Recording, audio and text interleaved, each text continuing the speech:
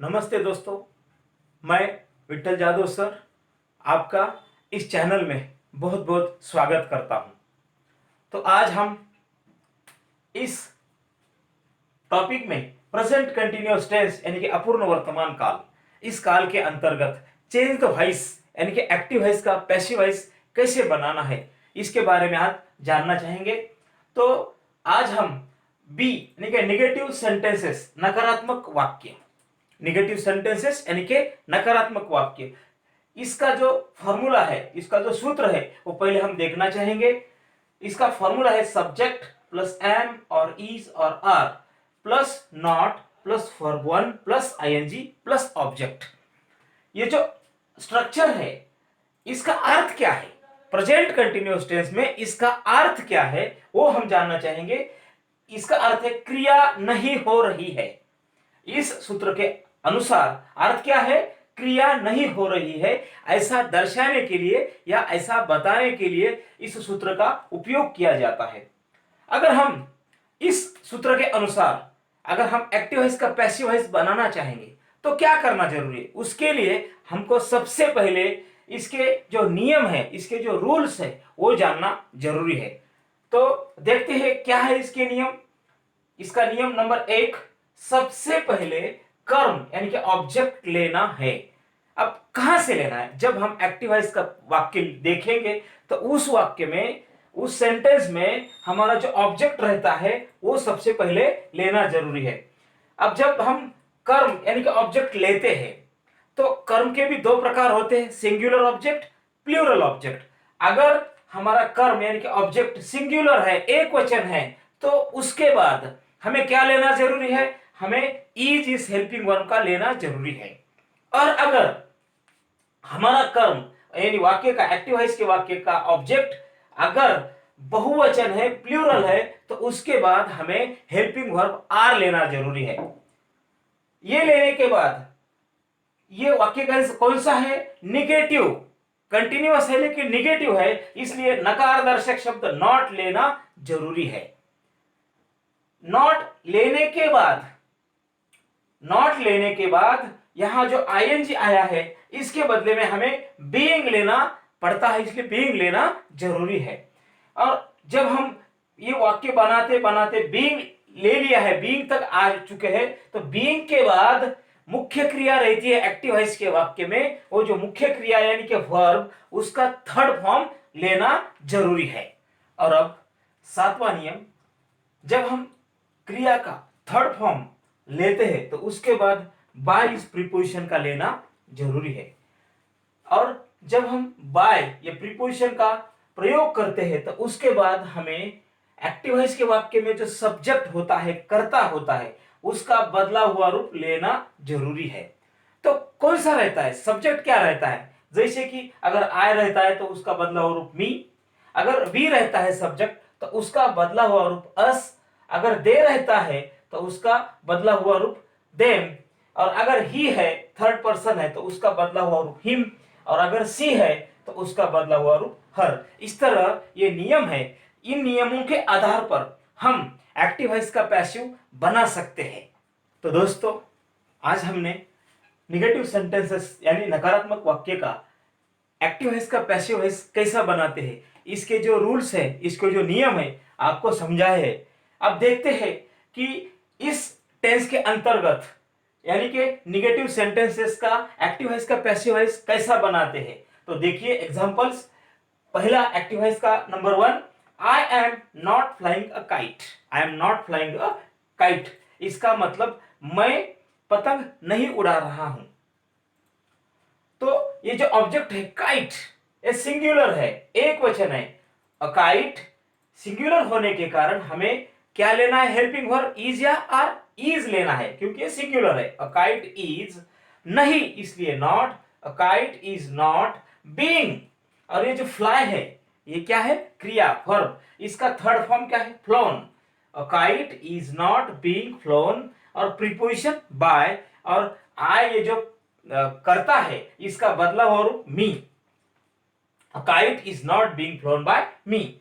दूसरा sentence active voice का दूसरा, we are not learning grammar. हम व्याकरण नहीं सीख रहे हैं। तो ग्रामर ये भी सिंगुलर वर्ड है। Grammar is not grammar is not being, ये लर्न जो है इसका थर्ड फॉर्म लर्नड, इसका दूसरा रूप ये भी होता है, तीसरा फॉर्म लर्नड, लर्नड भी होता है, ये भी यूज कर सकते हैं हम learn. Grammar is not being learn और प्रीपोजिशन बाय और वी ये जो सब्जेक्ट है उसका बदला हुआ रूप us. Grammar is not being learn by us. Active है इसका sentence number 3, you are not solving a problem, आप समस्या का समाधान नहीं कर रहे हैं। तो इसका पैसिव वॉइस कैसा बनाना है, अ प्रॉब्लम सिंगुलर है इसलिए is, helping verb is, a problem is नहीं इसलिए not, a problem is not being A solve यानी कि सुलझाना, तो उसका क्या है, समस्या का समाधान करना, तो इसका थर्ड फॉर्म क्या है, solve. A problem is not solve, preposition by और यू का कोई भी बदलाव नहीं आता, यू का यू ही रह जाता है। तो problem is not being solve by you. और एक्टिव है इसका sentence number 4, they are not reading a book, वे किताब नहीं पढ़ रहे हैं। तो अ बुक ये जो ऑब्जेक्ट है हमारा, तो ये ऑब्जेक्ट सिंगुलर है, object a book is singular होने के कारण helping verb is, a book is नहीं इसलिए not, being book is not being, और रीड जो क्रिया है इसका थर्ड फॉर्म रीड ही है, a book is not being read, इसका उच्चार क्या होता है, read, a book is not being read, preposition by और दे का बदला हुआ रूप them, a book is not being red bye them. और अब एक्टिव है इसका sentence number 5, he is not sending messages, he is not sending messages. इस वाक्य में सब्जेक्ट क्या है, ही, ये थर्ड पर्सन है, he is not sending messages, और ऑब्जेक्ट मैसेजेस, यहां पे ये जो ऑब्जेक्ट है ये प्लूरल है, बहुवचन है। तो मैसेजेस बहुवचन होने के कारण हेल्पिंग वर्ब आर, क्या लिया है हमने, आर, मैसेजेस आर नहीं इसलिए not, being messages are not being, और ये सेंड जो क्रिया है वर्ब है इसका third form send, messages are not being sent by, he का बदला हुआ रूप him, messages are not being sent by him.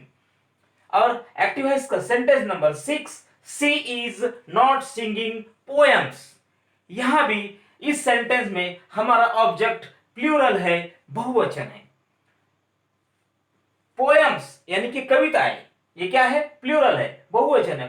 Poems are not being, poems are not being sing, sing ये जो सिंगिंग है इसका सिंग का third form sung, poems are not being sung, preposition by और सी इसका बदला हुआ रूप her, poems are not being sung by her. Active है इसका sentence number 7, Manish is not throwing stones, Manish is not throwing stones. इस वाक्य में भी स्टोन्स ये जो हमारा ऑब्जेक्ट है ये प्लूरल फॉर्म में है, बहुवचन है। स्टोन्स बहुवचन होने के कारण are, stones are not being, stones are not being throw, ये जो थ्रोइंग है इसका थ्रो जो वर्ब है, क्रिया है, इसका third form thrown, stones are not being thrown और preposition by, stones are not being thrown by, जो सब्जेक्ट है मनीष, मनीष का मनीष ही रह जाता है, stones are not being thrown by Manish. और अब एक्टिव है इसका sentence number 8, Naresh is not catching balls. इस वाक्य में बॉल्स ये जो ऑब्जेक्ट है बॉल्स ये प्लूरल है, balls are not, balls are not being, catch ये जो क्रिया है इसका third form caught, balls are not being caught by Naresh. Active है इसका sentence number 9, Deepa is not washing her hands, Deepa उसके हाथ नहीं धो रही है। यहां हर हैंड्स ये जो ऑब्जेक्ट है, हैंड्स किसके, उसके हाथ, हर हैंड्स प्लूरल है इसलिए are, her hands are not being wash यानी कि धोना, उसका third form washed, her hands are not being washed by Deepa. Active voice का sentence number 10, the driver is not driving a car slowly. हमारा जो driver है वो car धीरे धीरे नहीं चला रहा है। तो इस वाक्य में अ कार, ये जो ऑब्जेक्ट है ये सिंगुलर है। अ कार इज, इसलिए हेल्पिंग वर्ब क्या लिया हमने, is. A car is not being, और जो ड्राइव जो क्रिया है इसका थर्ड फॉर्म है driven. A car is not being driven, कैसे, स्लोली, धीरे धीरे। A car is not being driven slowly by the driver. और एक्टिव वॉइस का sentence number 11, the students are not replying a question quickly. तो इसका जो passive voice है वो कैसे बनता है, तो यहां पे हमारा अ क्वेश्चन, ये जो ऑब्जेक्ट है ये सिंगुलर है। अ क्वेश्चन एक वचन होने के कारण helping verb is. A question is not being reply, यानी कि उत्तर देना, जवाब देना। A question is not being replied, इसका third form replied. A question is not being replied, कैसे, क्विकली, यानी कि ताबड़तोब, जल्दी। A question is not being replied quickly by the students. इस तरह निगेटिव सेंटेंसेस यानी कि नकारात्मक वाक्य का एक्टिव वॉइस का पैसिव वॉइस कैसे बनाते हैं, इस टॉपिक में हमने आज देखा है। तो मित्रों, आपने ये जो वीडियो ध्यान से देखा, इसलिए मैं आपका बहुत बहुत धन्यवाद मानता हूं। Thank you.